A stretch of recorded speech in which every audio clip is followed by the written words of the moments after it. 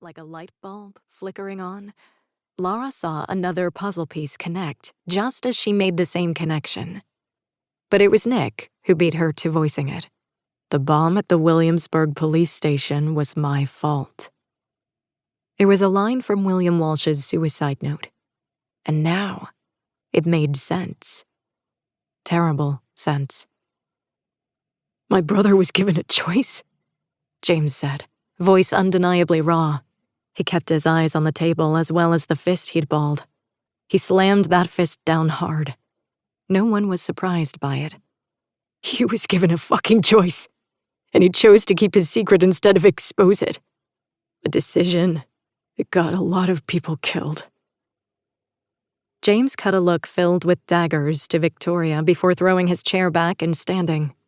His chest heaved up and down, pulsing along with angry breaths. "James," Lara tried, but the junior agent wasn't having any of it. He left the room with nothing but pure anger in his wake. No one said anything for a moment. Victoria dropped her arms and let out a long breath. It reeked of frustration, exhaustion, and utter helplessness. And it was starting to become contagious. "You all need to watch him," Victoria ordered the team. "This job is hard, but when you drag in family, well, let's just say this case needs straight shooters, people with level heads and nerves, not loose cannons. That's the last thing we and this city need right now." Xander was already standing. While Ty had issues getting used to his newest partner, Jennifer, Xander had become fond of James. Friends, even. "I'm on it." He didn't wait for permission and left the room to follow James. If anyone could talk the man down, it was Xander. Lara knew that from experience. She'd once been on the receiving end of a surprisingly heartfelt and insightful speech given by the man when she was near her lowest. He could get through to James. "I feel like we're in a TV show," Ty said after the door shut.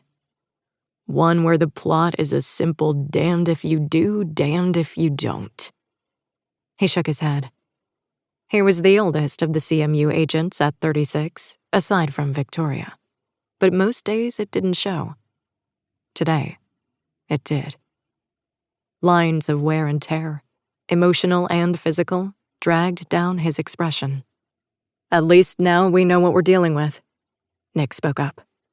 He pushed the tip of his index finger down on the tabletop. He tapped it once for every point he made.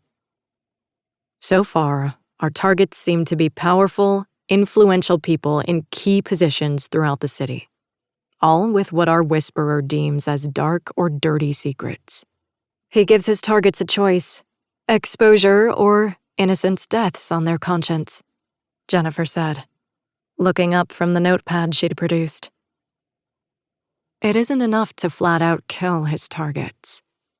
He wants them to suffer for what they've done," Lara finally said. She looked at the phone as she spoke. It surprised her how much she felt exposed at the moment. Lara could count on her hand how many people she'd truly trusted in her life.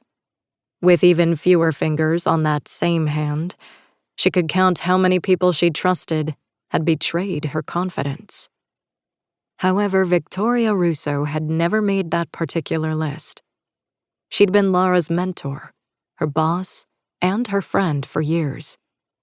She'd known everything there was to know about Lara, her past, the details of the Moretti case, the child she'd given up for adoption, all of it, and had never used it against her, never let her down. Victoria had been there for her through thick, thin, and everything in between. She'd been one of the very few rocks in Lara's life that hadn't been eroded or washed down the stream of time. And now, here Lara was, looking at the same woman she had spent years admiring and respecting, bend to the sick wills of a madman. It wasn't right. And Lara wasn't going to let it stand, either. "Including you. We have 4 victims so far who have been directly threatened by the bomber," Jennifer added.